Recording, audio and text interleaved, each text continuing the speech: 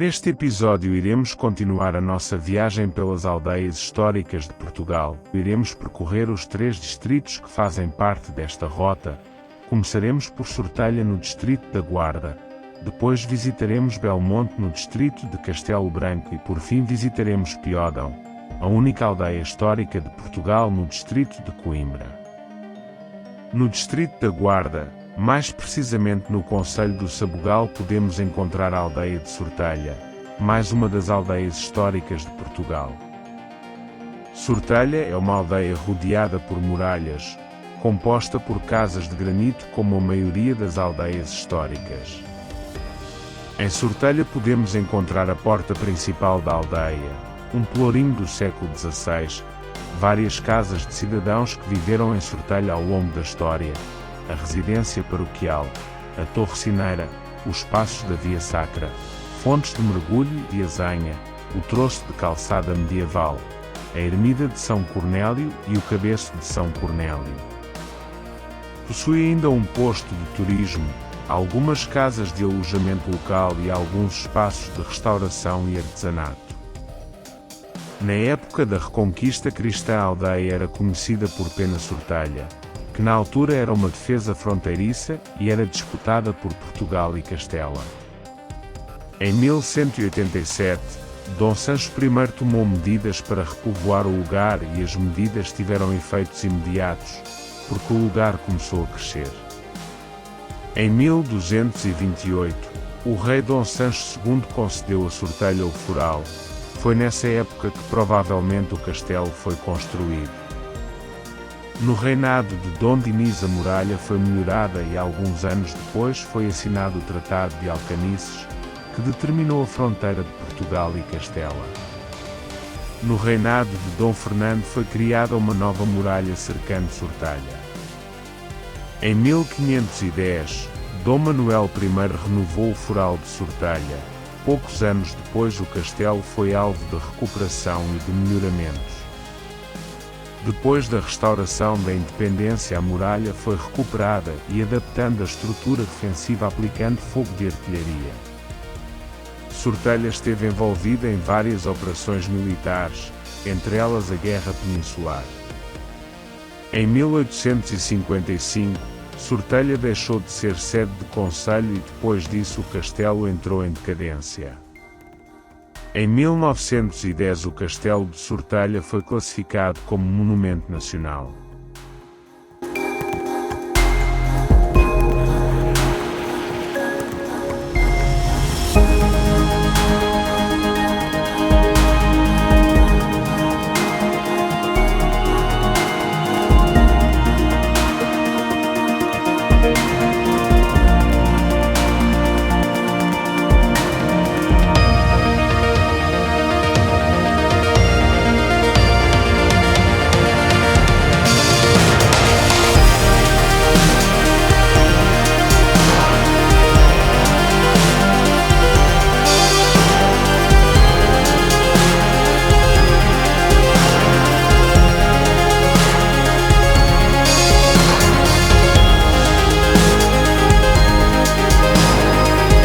No norte do distrito de Castelo Branco, podemos encontrar mais uma das aldeias históricas de Portugal, que se trata da Vila de Belmonte.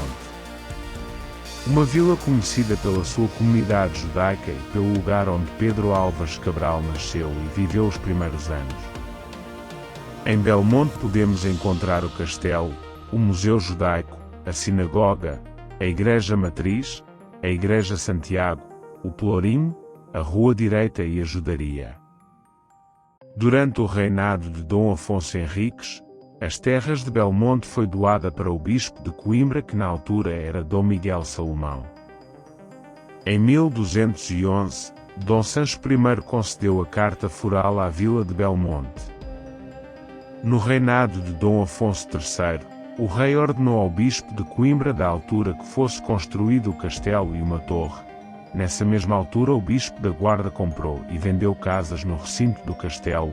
3 anos mais tarde Belmonte foi transferida para os domínios da Sé da Guarda, ficando as possessões laicas para a Sé de Coimbra.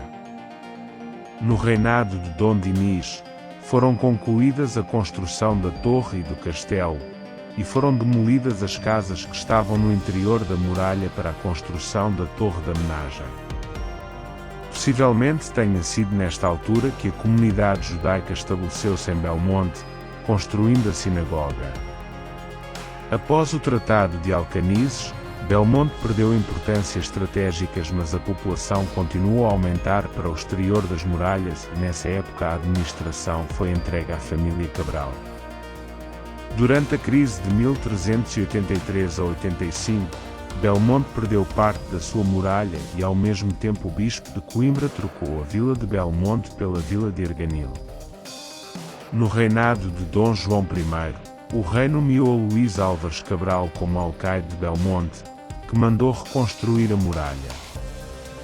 Em 1510, Belmonte recebeu uma nova carta foral.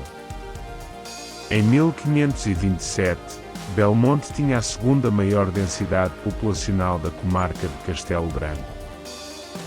Durante a Guerra da Restauração, a defesa de Belmonte foi modernizada. Nos fins do século XVII, ocorreu um incêndio no castelo que destruiu o seu interior. No início do século XX, o castelo serviu como prisão. Depois disso o castelo foi distinguido como Monumento Nacional, sendo recuperado entre 1940 a 1960. Em 2005 foi construído o primeiro museu dedicado ao povo judeu em Portugal, que se trata do Museu Judaico de Belmonte.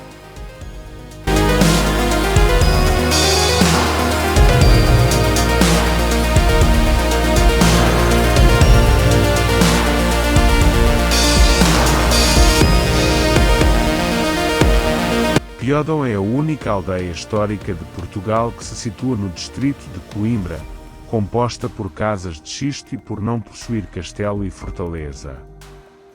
Situa-se numa encosta da Serra do Açor. Piódão é provavelmente a aldeia histórica mais visitada de Portugal, devido a ser uma das 7 maravilhas de aldeia, ser considerada a mais bela aldeia de Portugal e aldeia presépio, e foi classificado de imóvel de interesse público. A maioria das casas é constituída por casas de xisto, com telhados de lousa, janelas e portas pintadas de azul. As capelas diferenciam das restantes casas, porque as capelas e a igreja são pintadas em branco. As casas são todas juntas, sendo separada por pequenas ruas, e ainda podemos ver em algumas ruas cursos de água que é utilizado para a agricultura. Piódão não tem grandes informações históricas. Sabe-se que na época medieval em Piódão só tinha um mosteiro de Cister, que já não há vestígios na atualidade. Algum tempo depois da construção do mosteiro, as pessoas de Casas de Piódão, um lugar perto de Piódão, começaram a construir casas junto ao mosteiro. No centro de Piódão podemos encontrar o posto de turismo e núcleo museológico de Piódão, onde está em exposição vários artefatos da aldeia e obras de arte a representar o modo de vida das pessoas de Piódão. No centro também podemos encontrar a Igreja Matriz de Piódão, uma igreja construída na segunda metade do século XVIII, dedicada à Nossa Senhora da Conceição. Durante o tempo que passou, a igreja sofreu várias obras de recuperação e ampliação. No interior da igreja podemos encontrar as imagens da Nossa Senhora da Conceição, São Miguel e São Sebastião. Ao entrar para o interior da aldeia podemos encontrar a Capela das Almas, que no interior tem uma pintura das almas do purgatório. Esta capela durante muitos anos foi a capela mortuária de Piódão e de algumas aldeias vizinhas. Noutro ponto da aldeia podemos encontrar a Capela de São Pedro, um pequeno templo com a imagem de São Pedro no interior, uma imagem do século XVI e um pequeno sino.